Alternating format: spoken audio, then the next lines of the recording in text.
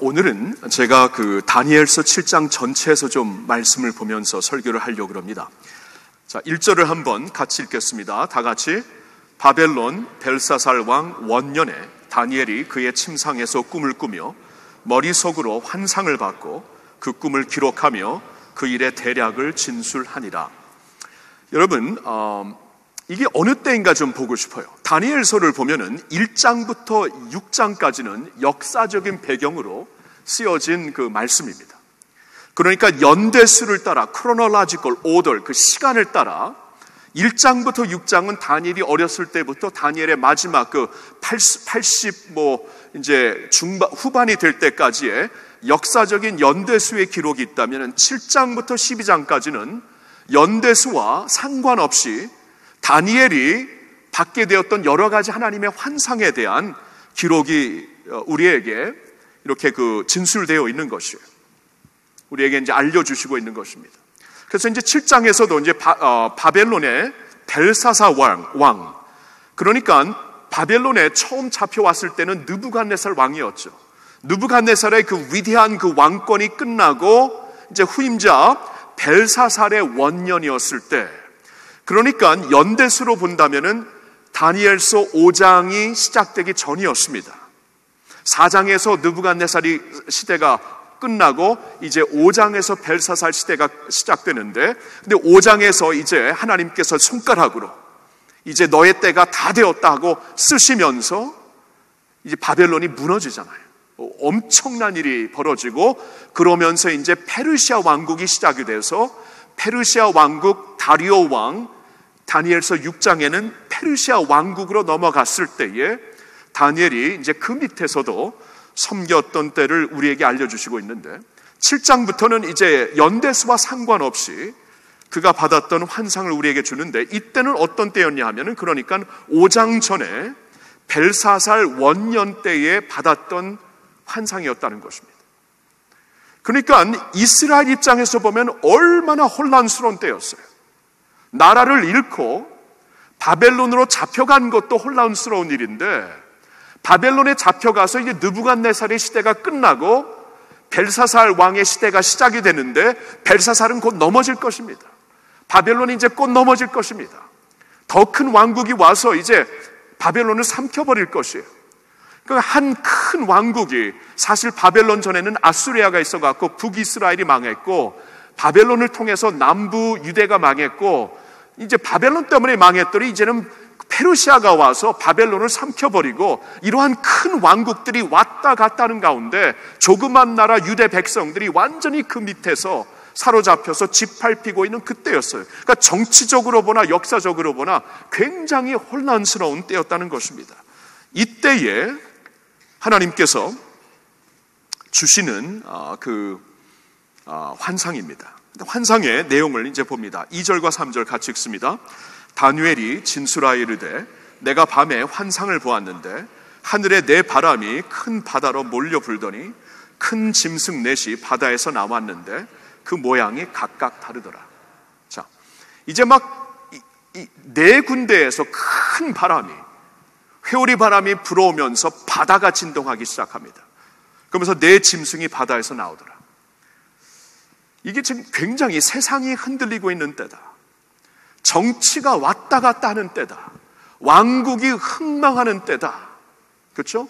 네 짐승이 일어나서 이제 한 짐승이 원래 있던 짐승을 삼켜버리고 완전히 정치적으로 혼란한 때라는 것을 우리에게 징조로 알려주시고 있는 겁니다. 그러면서 4절부터 그 짐승들 하나하나를 설명해 주고 있는데, 제가 이제 읽습니다. 4절을 한번 제가 읽는데, 첫째는 사자와 같은데 독수리의 날개가 있더니 내가 보는 중에 그 날개가 뽑혔고 또 땅에서 들려서 사람처럼 두 발로 서게 함을 받았으며 또 사람의 마음을 받았더라. 그러니까 이 첫 번째 나오는 이 그 짐승은, 바다에서 나오는 짐승은 사자와 같은데, 그러니까 이 왕국을 그 동물 중에서 이 그 왕국을 다스리고 있는 사자와 같은데 그에게는 독수리의 날개도 있더라. 그 사자의 모습과 독수리의 모습이 같이 있는 것이에요. 그 당시에 바벨론을 분명히 가리키는 것입니다. 다니엘이 지금 속해 있는 그때에, 그 시대에 바벨론이 사자와 같이 모든 것을 지배하고 있었고 아주 공중까지 나를 수 있는 승승장구하는 그러한 나라였죠. 근데 날개가 뽑힙니다. 날개가 뽑혔다는 것은 이게 바벨론의 바벨론을 시작하고 바벨론을 위대하게 만들었던 느부갓네살이 한때 정신을 잃죠. 정신이 돌아버립니다. 짐승같이 되어버립니다. 나중에 그가 겸비하였을 때, 하나님 앞에서 겸비하였을 때 다시 사람의 그 이성을 찾게 되죠. 그리고 하나님, 이스라엘 하나님의 이름을 부르게 되죠. 그 모습을 지금 여기서 보여주시고 있는 거예요. 근데 바벨론 시대가 지나면서 5절에 보니까 두 번째 짐승이 나옵니다. 다른 짐승 곧 둘째는 곰과 같은데 그것이 몸 한쪽을 들었고 그 입에 이 사이에는 새 갈빗대가 물렸는데 그것에게 말하는 자들이 있어 이르기를 일어나서 많은 고기를 먹으라 하였더라. 이 그 사자 시대가 지나고 곰 시대가 시작이 됐는데 역사적으로 보면 이건 메도 페르시아입니다. 메데라는 나라와 페르시아는 나라가 합해서 왕국을 이루면서 바벨론을 점령하거든요. 근데 한쪽으로 누웠다고 이렇게 이미지가 보이죠. 한쪽으로 이렇게 기울었더라. 왜냐하면 메도 페르시아 두 나라가 메데와 페르시아가 합력하여 이룬 나라이지만 한쪽으로 분명히 금방 기울이게 됩니다. 페르시아가 완전히 그 중에서도 힘을 얻게 돼요. 그래서 나중에는 페르시아 왕국이 되죠. 그래서 한쪽으로 기울었다는 것은 굉장히 역사적으로 굉장히 이렇게 그 인사이트가 있는 그러한 환상이고요. 그리고 새 갈빗대를 물었다. 이 페르시아 왕국이 세워지기 위해서는 바벨론이 점령되었고 그 다음에 이집트가 점령되었고 그 다음에 오늘날 터키인 그 당시에 리디아가 점령이 됩니다. 새 갈빗뼈를 먹으면서 점령을 해버리는 게 이게 이제 두 번째 짐승, 두 번째 왕국입니다. 근데 그 후에 6절을 보니까 그 후에 내가 또 본즉 다른 짐승 곧 표범과 같은 것이 있는데 그 등에는 새 날개 넷이 있고 그 짐승에게 또 머리 넷이 있으며 권세를 받았더라. 그 후에 이 곰을 삼켜버리는 표범의 그 나라가 임하는데 역사적으로 보면 이 표범은 헬라를 말합니다. 여러분, 표범은 굉장히 능숙하고 재빠른 동물이죠. 근데 이 표범에게 날개가 달렸다는 것은, 날개가 넷이 있다는 것은 그만큼 스피드를 갖고 나라들을 점령했다는 것입니다. 아니나 다를까, 여러분 그 헬라 역사를 보면은요, 알렉산더가 23살 때에 보스포러스를 건너가지고 이 페르시아 왕국의 서쪽을 터키를 칩니다.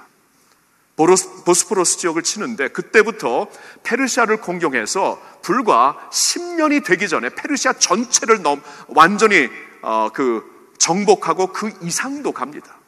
그래서 10년 동안 이 터키 보스포러스를 지역을 넘어갔고 오늘날 이라크와 시리아로 불려지는 메소포타미아, 그 후에는 남쪽으로 이집트, 서쪽으로는 그 페르시아의 심장이 되는 오늘날 이란, 그리고 더 서쪽으로 와서 인도까지 갑니다. 불과 10년이 9년 동안에 눈부신 스피드를 가지고 헬라가 이렇게 점령을 하게 되는데 32살 때에 알렉산더가 갑자기 죽습니다. 알렉산더가 갑자기 죽으면서 이 거대한 왕국이 넷으로 갈리게 되죠. 헬라의 4명의 장군으로 인하여서 이 거대한 왕국이 갈리게 되는데 이 참 희한한 너무나 이 정확한 환상이죠. 왜냐하면 지금 이 헬라 시대가 있기 전에, 아니 페르시아 전에 받은 환상인데도 여기 6절에 표현되어 있는 그 모습이 얼마나 정확한지, 그 짐승이 표범에게는 또 머리 넷이 있으며 권세를 받았더라. 알렉산더가 죽은 후에 4 장군에게 권세가 주어져서 헬라 왕국이 지속된 것을 역사 그대로 표현이 되고 있습니다. 자, 그런데 표범의 시대가 지나갑니다. 그리고 7절부터 보면은 내가 밤 환상 가운데 그 다음에 본 넷째 짐승이 있는데요, 이 넷째 짐승은 무섭고 놀라우며 또 매우 강하며 또 쇠로 된 큰 이가 있어서 먹고 부서뜨리는 동물이다. 이 동물을 표현을 못해요. 너무나 무섭고 다른 동물들과 달라가지고. 헬라를 삼킨 왕국은 로마죠. 로마의 파워는 그때까지 보지 못했던 파워입니다.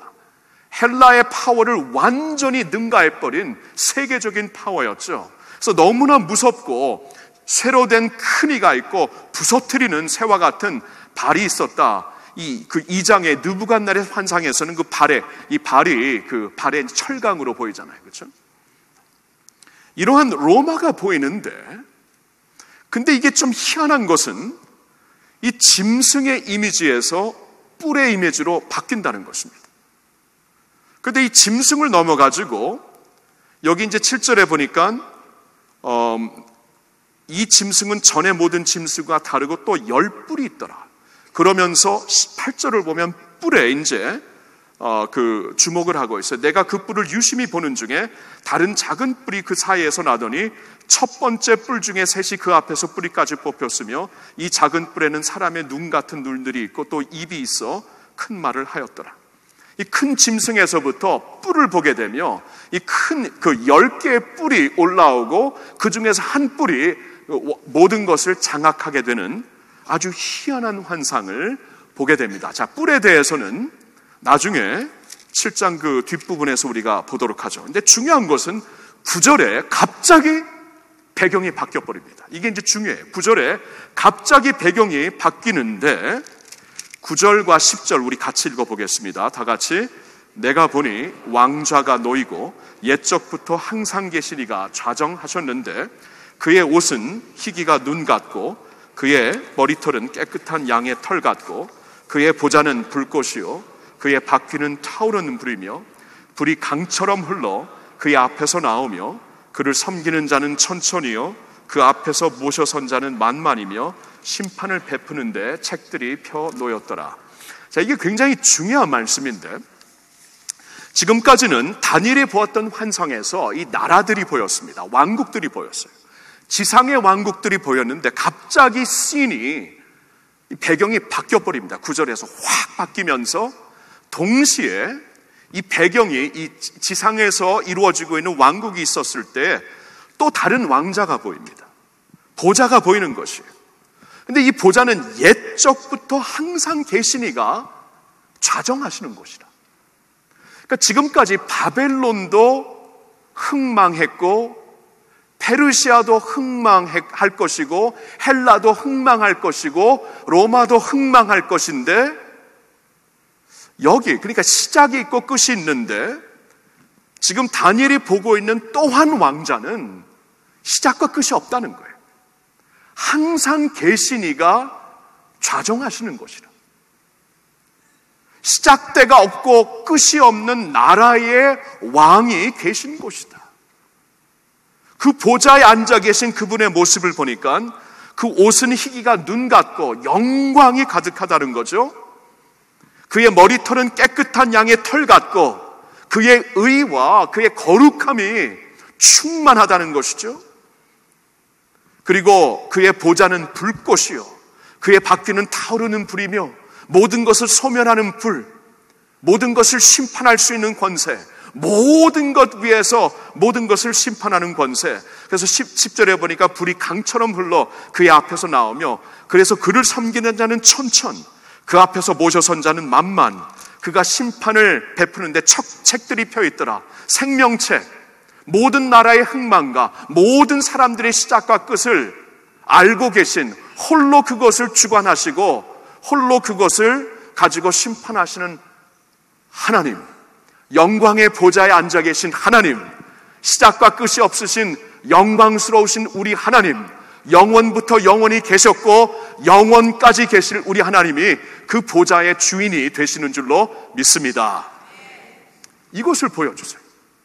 세상에 이렇게 많은 왕권들이 왔다 갔다 흥망하고 있을 때에 또 다른 주권을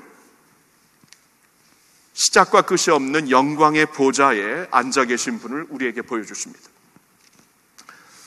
이 영광의 보좌가 보이면서 11절과 갑자기 이렇게 연결이 됩니다. 우리가 이제 7절, 8절에서 보았던 그 10뿔이, 그 중에서 또 한 뿔이 모든 것을 장악하게 되는데 그때의 11절, 그때 내가 작은 뿔이 말하는 큰 목소리로 말미암아 주목하여 보는 사이에 짐승이 죽임을 당하고 마지막 짐승이 죽임을 당하고 그의 시체가 상한 바 되어 타오르는 불에 던져졌으며 그 남은 짐승들은 그의 권세를 빼앗겼으나 그 생명은 보존되어 정한 시기가 이르기를 기다리게 되었더라.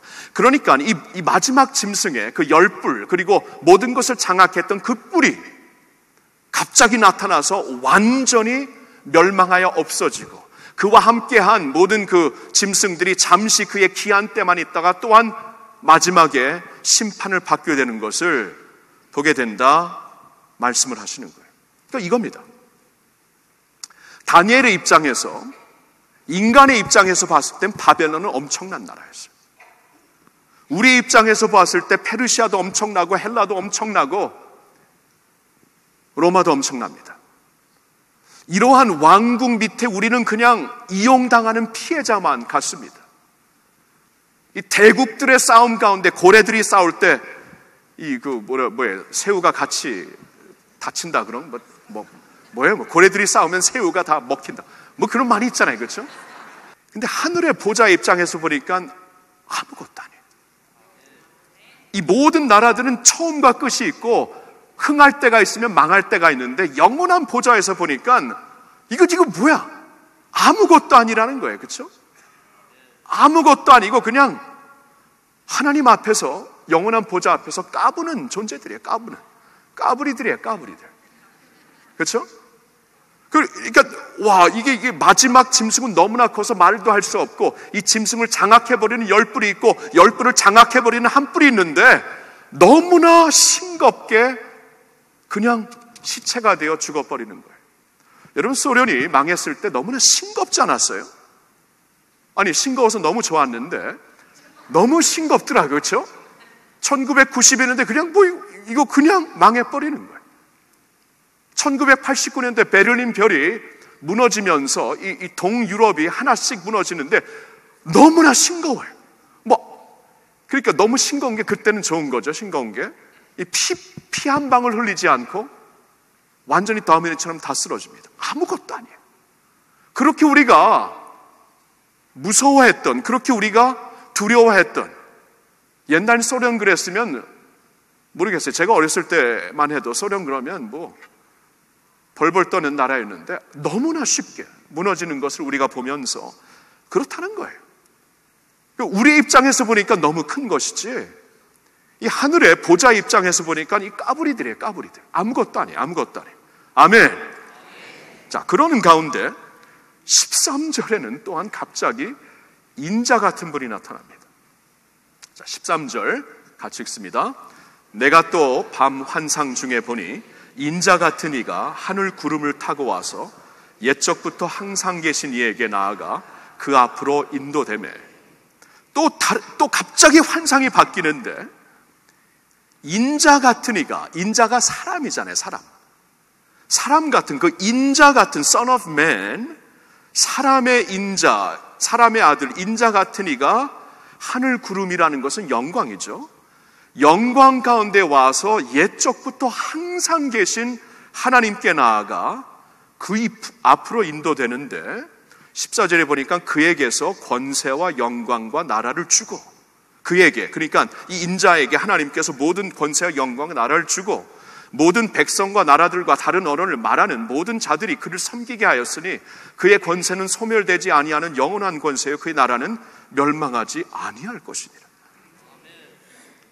그러니까 이게 역사에 엄청난 왕국들이 왔다 갔다 하면서 그 안에서 피해자들도 많고, 우리가 살고 있는 이 한 시대적으로 보면 우리는 피해자의 아무것도 아니에요. 그냥 고래 틈 사이에 낀 그러한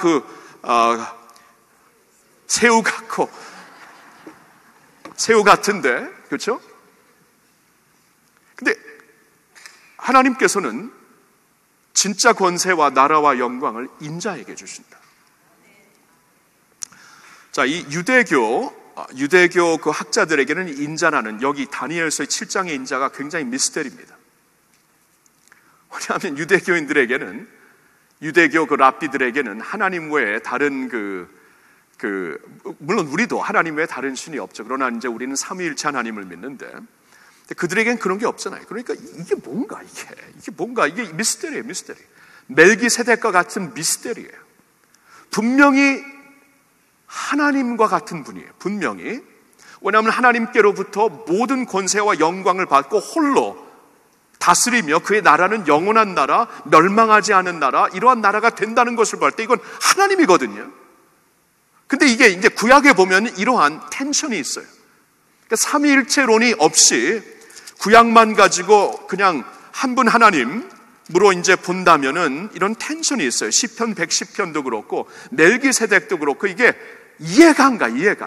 미스테리예요. 그냥 미스테리.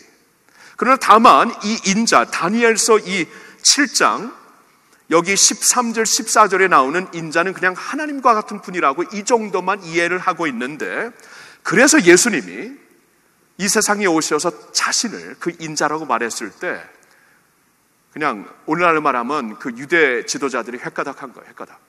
그러니까 예를 들어서 마태복음 26장 63절부터 65절을 보면은 이제 예수님이 마지막 때 십자가를 지시기 전에 대제사장 앞에서 심판을 받죠. 같이 읽읍시다.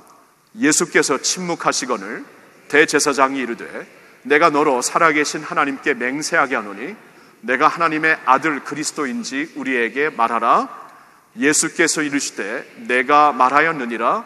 그러나 내가 너희에게 이르노니 이후에 인자가 권능의 우편에 앉아있는 것과 하늘 구름을 타고 오는 것을 너희가 보리라 하시니, 이에 대제사장이 자기 옷을 찢으며 이르되 그가 신성모독하는 말을 하였으니 어찌 더 증인을 요구하리요?